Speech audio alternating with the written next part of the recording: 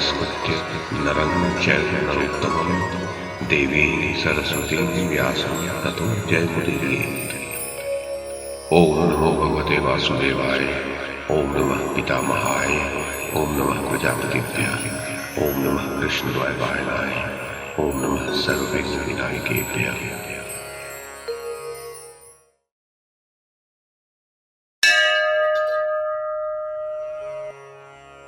जन्मेजय ने पूछा, मुनिवर, देवताओं ने सोम तीर्थ में वरुण का किस प्रकार अभिषेक किया, इसकी कथा मुझे सुनाइए। वैशंपायन जी ने कहा, राजा जन्मेजय, सतयुग की बात है। समस्त देवता वरुण के पास जाकर बोले, भगवान देवराज इंद्र जैसे सदा हम लोगों की भय से रक्षा करते हैं, उसी प्रकार आप भी सब सरिताओं का पालन कीजिए। समुद्र में आपका निवास होगा और समुद्र सदा आपके अधीन रहेगा। चंद्रमा के घटने बढ़ने के साथ ही आपकी भी हानि और वृद्धि होगी। वरुण ने एवं अस्तु कहकर देवताओं की प्रार्थना स्वीकार कर ली। फिर सबने एकत्र होकर उनको जल का राजा बनाया और उनका अभिषेक करके पूजन किया। तत्पश्चात वे अपने अपने धाम को चले गए।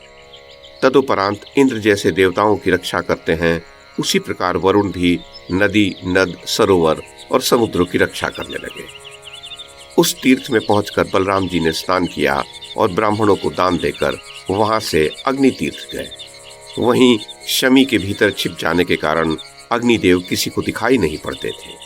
उस समय जब संसार का प्रकाश नष्ट हो गया था तो सब देवता ब्रह्मा जी के पास उपस्थित हुए और बोले, प्रभो, भगवान अग्निदेव नहीं दिखाई पड़ते, इसका क्या कारण है? कहीं ऐसा न हो कि अग्नि के अभाव में संपूर्ण प्राणियों का नाश हो जाए, अतः आप अग्निदेव को प्रकट कीजिए। जन्मेजय ने पूछा, संपूर्ण जगत को उत्पन्न करने वाले भगवान अग्नि अदृश्य क्यों हो गए थे और देवताओं ने उनका पता किस प्रकार लगाया? ये सब मुझे ठीक ठीक बताइए। वैशंपायन जी ने कहा, राजन, महर्षि भृगु ने अग्निदेव को शाप दे दिया था।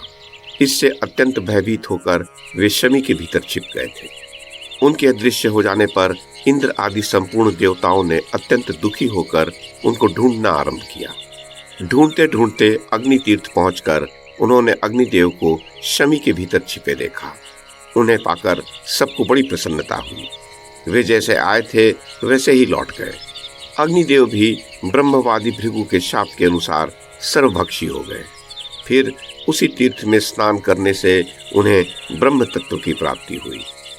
पूर्व काल में ब्रह्मा जी ने भी सब देवताओं के साथ अग्नि तीर्थ में डुबकी लगाई थी तथा वहां भिन्न भिन्न देवताओं के तीर्थों का उद्घाटन किया था। जन्मेजय, बलराम जी वहां स्नान दान करके कुबेर तीर्थ गए, जहां बड़ी भारी तपस्या करके कुबेर धन के स्वामी हुए थे। वहां स्नान करके बलराम जी ने ब्राह्मणों को धन दान किया। उसके पश्चात कुबेर वन जाकर उस स्थान का दर्शन किया जहां कुबेर ने तप किया था। यक्षराज ने वहां बहुत से वरदान प्राप्त किए थे। धन का प्रभुत्व, शंकर जी के साथ मित्रता, देवत्व, लोकपालत्व और नलकूबर जैसा पुत्र, ये सब कुछ कुबेर ने वहीं तपस्या करके पाया था।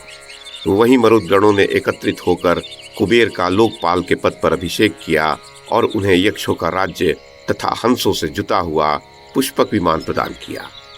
बलदेव जी ने वहां भी स्नान करके बहुत कुछ दान किया। उसके पश्चात वे बदरपाचन नामक तीर्थ गए। वहां पूर्व काल में भरद्वाज की अनुपम रूपवती कन्या श्रुतावती ने इंद्र को अपना पति बनाने के लिए उग्र तपस्या की थी। उसने ब्रह्मचर्य के साथ साथ बहुत से कठोर नियमों का पालन किया। उसका सदाचार, तप और भक्ति देखकर इंद्र उसके ऊपर प्रसन्न हो गए तथा उसे प्रत्यक्ष दर्शन देकर कहा, शुभे, मैं तुम्हारी तपस्या, नियम पालन और भक्ति से बहुत संतुष्ट हूँ।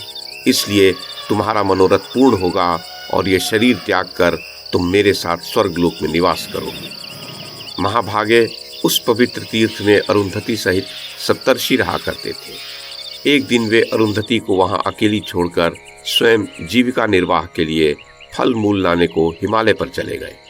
वहां उस समय 12 वर्षों के लिए वर्षा रुक गई थी। जब ऋषियों को वहां कुछ भी नहीं मिला तो वे आश्रम बनाकर रहने लगे। इधर कल्याणी अरुंधति निरंतर तपस्या में संलग्न हो गई। उसे कठोर नियमों का पालन करती देख वरदायक भगवान शंकर अत्यंत प्रसन्न हो ब्राह्मण का रूप बनाकर वहां आए और बोले, कल्याणी, मैं भिक्षा चाहता हूँ। अरुंधति ने कहा, विप्रवर, अन्न तो समाप्त हो गया है, मात्र थोड़े से बेर रखे हैं, इन्हें ही ग्रहण कर लीजिए। महादेव जी ने कहा, सुबह इन फलों को अग्नि में पका दो। ये सुनकर अरुंधति ब्राह्मण देवता का प्रिय करने के लिए फलों को प्रज्वलित अग्नि पर रखकर पकाने लगी। उस समय उसे परम पवित्र, मनोहर एवं दिव्य कथाएं सुनाई देने लगी। वह बिना खाए ही बेर पकाती और कथा सुनती रही। इतने में 12 वर्षों की वह भयंकर अनावृष्टि समाप्त हो गई। वह दारुण समय उसे एक दिन के समान ही प्रतीत हुआ। तदनंतर सप्तर्षि भी फल लेकर वहां आ पहुंचे। तब भगवान ने प्रसन्न होकर कहा, धर्म को जानने वाली देवी, अब तुम पहले की ही भांति इन ऋषियों की सेवा करो। तुम्हारा तप और नियम देखकर मुझे अत्यंत प्रसन्नता हुई है। ये कहकर भगवान शंकर ने अपना स्वरूप प्रकट किया और ऋषियों से उसके महत्वपूर्ण आचरण का वर्णन करते हुए कहा, मुनियों, तुमने हिमालय की घाटी में रहकर जिस तप का उपार्जन किया है और अरुंधति ने यहीं रहकर जो तप किया है, उन दोनों में कोई समानता नहीं है। अरुंधति का ही तप श्रेष्ठ है। इसने 12 वर्षों तक बिना भोजन किए बेर पकाते हुए दुष्कर तप का अनुष्ठान किया है। राजन, उसके पश्चात उन्होंने पुनः अरुंधति से कहा, कल्याणी, तुम्हारे मन में जो अभिलाषा हो वो वरदान स्वरूप मांग लो।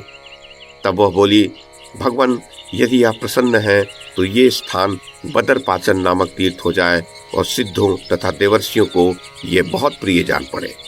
जो मनुष्य इस तीर्थ में पवित्रता पूर्वक 3 रात्रि निवास तथा उपवास करे, उसे 12 वर्षों तक तीर्थ सेवन एवं उपवास करने का फल प्राप्त हो। राजन, भगवान शंकर ने एवं अस्तु कहकर उसके वर का अनुमोदन किया। फिर सप्तर्षियों द्वारा की हुई स्तुति सुनकर वे अपने धाम को चले गए। अरुंधति इतने वर्षों तक भूख प्यास सहकर भी न तो थकी और न उसके शरीर पर उदासी ही छाई। उसको इस अवस्था में देखकर ऋषियों को बड़ा आश्चर्य हुआ। इस प्रकार अरुंधति ने यहाँ परम सिद्धि प्राप्त की थी। तुमने भी मेरे लिए अरुंधति की ही भांति उत्तम व्रत का पालन किया है। मैं तुम्हारे नियम से संतुष्ट होकर इस तीर्थ के संबंध में एक विशेष वरदान देता हूँ। जो मनुष्य इस तीर्थ में स्नान करके एकाग्र चित्त हो, एक रात्रि भी यहाँ निवास करेगा, वह देह त्यागने के पश्चात दुर्लभ लोकों में जाएगा। राजन, पवित्र चरित्र वाली सुतावती से ऐसा कहकर इंद्र स्वर्ग को चले गए। उनके जाते ही वहां फूलों की वर्षा होने लगी। देवताओं की दुंदुभी बज उठी। सुगंधित वायु चलने लगी। उसी समय सुतावती भी शरीर त्याग कर स्वर्ग चली गई और वहां इंद्र की पत्नी के रूप में रहने लगी। महाराज जन्मेजय, बलभद्र जी उस बदरपाचन तीर्थ में स्नान करके ब्राह्मणों को धन दान कर इंद्र तीर्थ चले गए।